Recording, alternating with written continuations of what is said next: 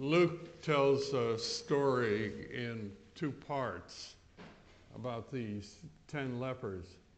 It's unique in this gospel, and because leprosy is contagious, people who had leprosy were required to stay a distance away from other people and to announce their presence if they had to come near. Sometimes, however, leprosy would go into remission. If a leper thought his leprosy had gone away, he was supposed to present himself to a priest who would declare him clean. In this case, Jesus sends the 10 lepers to the priest before they were healed. In faith, they obeyed, responded in faith, and were healed on the way to the priest. Now, the second part of the story, only one leper returns to thank him. Jesus responds by saying, "Your faith has saved you." The word saved is sometimes translated made well in some versions, but the word can mean both. And as a result, I like to think that Jesus likes the play on words here of being saved and made well. What we have then is a story of 10 lepers being healed and one being saved. The Samaritan receives the full blessing of Jesus' ministry. God's grace is for everyone. The leper was dying, and now he has hope of a new life. And that hope called out to him a new faith. Once again, faith and healing go hand in hand. The faith that God is at work in and through Jesus, this rhythm of faith and gratitude, both in the first century and now, is simply part of what it means to be a Christian. This morning, I want to explore this text by sharing some of my favorite stories to you. I've been preaching now since 1970, so you've figured it out. It's almost 50 years, hasn't it? And over those years, I have some favorite things that I've liked to use, and I want to share some of them with you this morning. You perhaps have heard them before, and I'm sure you're familiar with A Christmas Carol by Dickens. We can thank Charles Dickens for many moments, memorable moments in literature. There's a movie out currently, I haven't seen it yet, but I intend to, about the man who brought us Christmas. And it's the history of, or the biography of Charles Dickens. Dickens introduced us to Oliver Twist, David Copperfield, Charles Darnay, Pip, Tiny Tim, and the most memorable of character, Scrooge. Scrooge, as Dickens describes him, was a tight-fisting, squeezing, wrenching, grasping, scraping, clutching, covetous old sinner, hard and sharp as flint. Dickens wrote, "Nobody ever stopped him in the street to say with gladsome looks, 'My dear Scrooge, how are you?' No beggars implored him, no children asked him the time of day, no man or woman ever asked his help, even the blind men's dogs avoided him. Once upon a time, of all the good days in the year, on Christmas Eve, old Scrooge sat busy in his counting house. It was cold. A cheery voice cried out, 'A Merry Christmas, Uncle! God save you!' It was Scrooge's nephew. 'Bah! Humbug!' said Scrooge. 'Christmas a humbug, Uncle? You don't mean that, I'm sure. I do, said Scrooge. Merry Christmas? What right have you to be merry? What reason have you to be merry? You're poor enough. Come then, returned the nephew gaily. What right have you to be dismal? What reason have you to be morose? You're rich enough. Bah! Humbug, was all that Scrooge could reply. You recall the rest of the story. That night Scrooge went home and dreamed of Christmas past and Christmas present and Christmas yet to come. And in the morning when he woke, he was a changed man. We are in a time of change. It runs through our work, our social relations, our political life, our education, and our church. And when we leave this quiet place of worship, these sanctuaries from the stresses of life outside, we go back into the midst of a world for whom the one constant is change. What kind of mood should we bring to a time such as ours, and especially to this season of the year? Is it one of despair and cynicism, or hope and thanksgiving?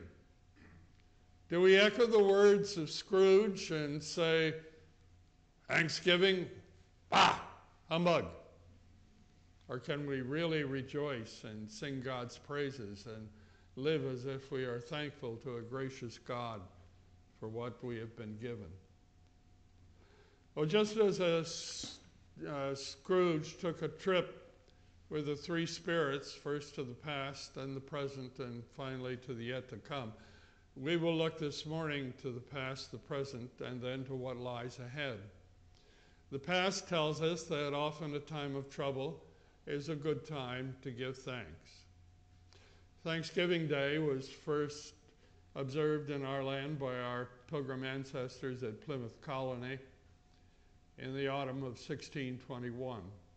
Still fresh in their minds were the memories of a bitter winter in which many colonists had died. By now, the romance of a new land had faded, yet in the fall, they gave hearty thanks to God for their life together and the promise of better days ahead.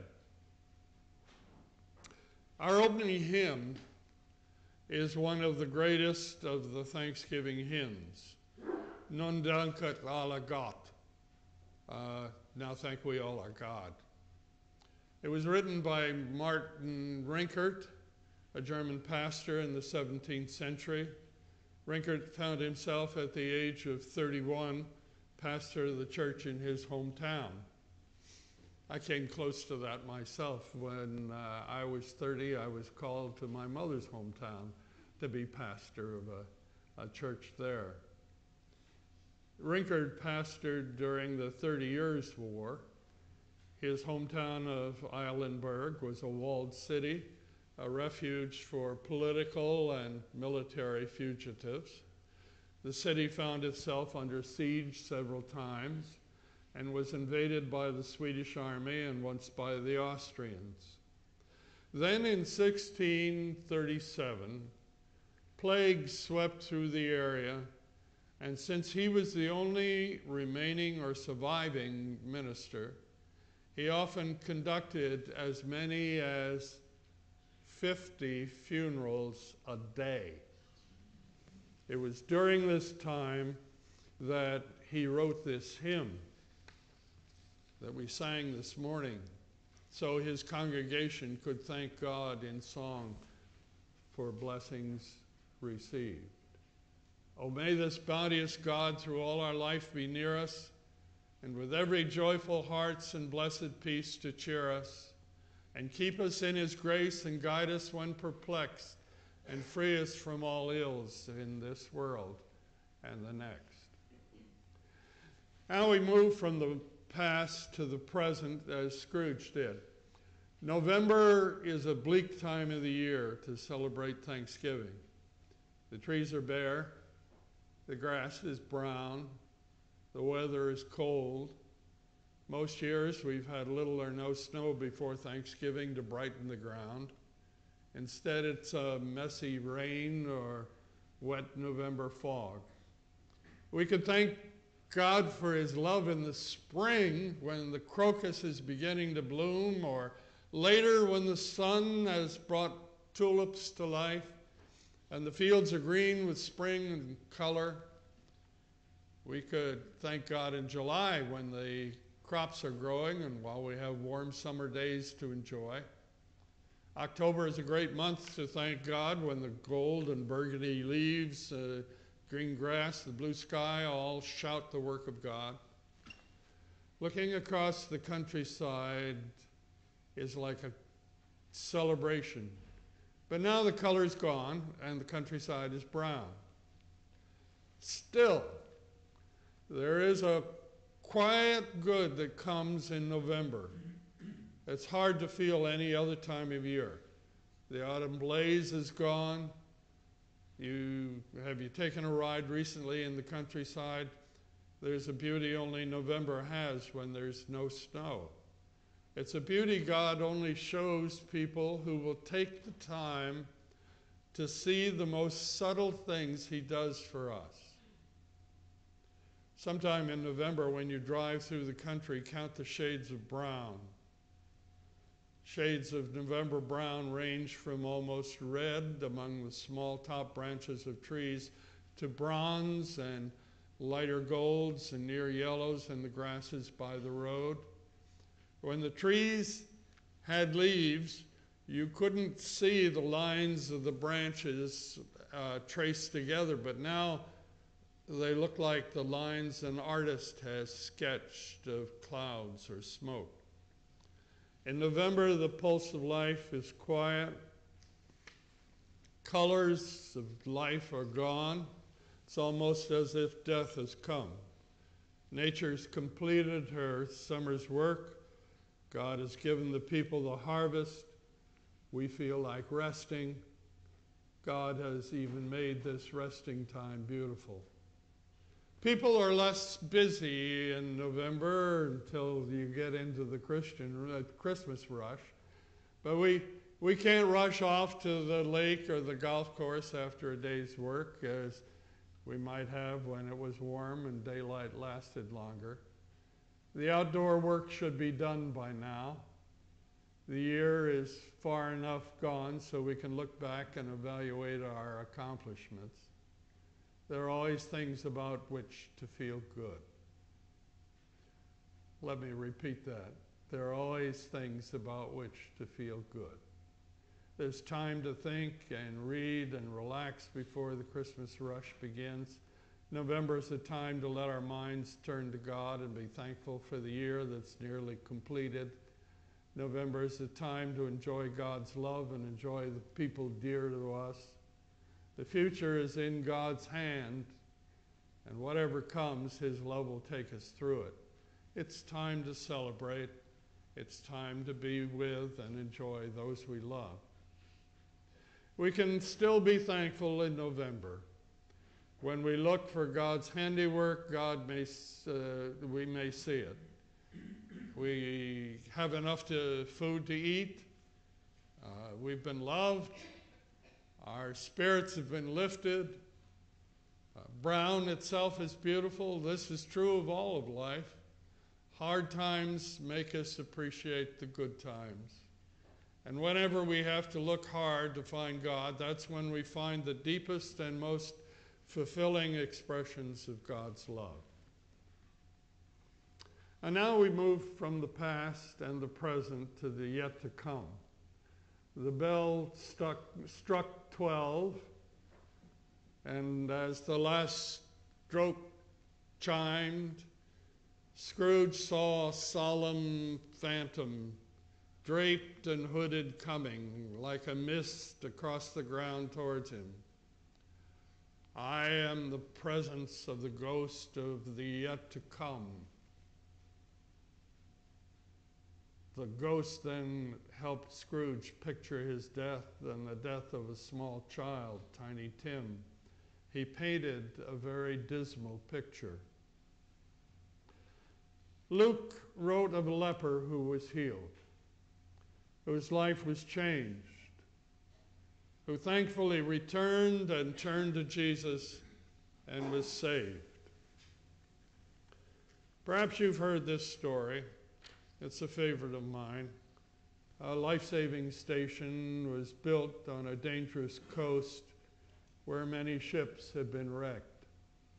Again and again, its brave volunteers went into the dangerous waters to rescue men and women from drowning. Often those who were saved joined the Corps, and as it grew, it put out sheds for boats and for the shelter of those who were pulled from the sea. And then it erected a building where the victims of shipwrecks could be made more comfortable. The members took great pleasure in their building, and they added a place to eat and game rooms and a lounge. And the station grew in prestige, and many more joined. And as time passed, the members hired workers to do the life-saving for them while they enjoyed the club. Finally, the members met and decided that since they were older, to discontinue the life-saving feature of the station altogether. A number protested that this was abandoning their primary purpose. They resigned and they started a life-saving station down the road. As the years passed, the new station went through the same development until another group pulled out and started over. If you visit that seacoast today, you'll find a whole series of exclusive clubs up and down the shore. Not one of them, however, is much interested in life-saving, though there are still some shipwrecks in those waters. As Dickens' tale comes to a close, we find Scrooge was down on his knees. Good Spirit, your nature intercedes for me and pities me. Assure me that I may yet change these shadows you have shown me by an altered life. I will live in the past, the present, and the future. The spirits of all three shall strive within me. I will not shut out the lessons they teach. Holding up his hands in a last prayer to have his fate reversed, he saw an alteration in the Phantom's hood and dress. It shrunk and it dwindled down into a bedpost. I will live in the past and the present and the future, Scrooge repeated as he scrambled out of bed. Scrooge woke up and he realized that he had another chance. His life changed, and so can ours. It's just like the leper. And as we look to the many blessings of the past, as we view the way God comes to us in the present, as we move into the future united in service of saving lives, we can be thankful, as with the Samaritan who returned and thanked Jesus. Scrooge was better than his word. He did it all and infinitely more. And to Tiny Tim, who did not die, he was a second father. It was always said of him that he knew how to keep Christmas well, if any man alive possessed that knowledge. May that truly be said of us and of all of us, that we know how to keep Thanksgiving and Christmas well. May we, in grateful thanks for our blessings, be a blessing to others. And so, as Tiny Tim observed, God bless us, everyone. Amen.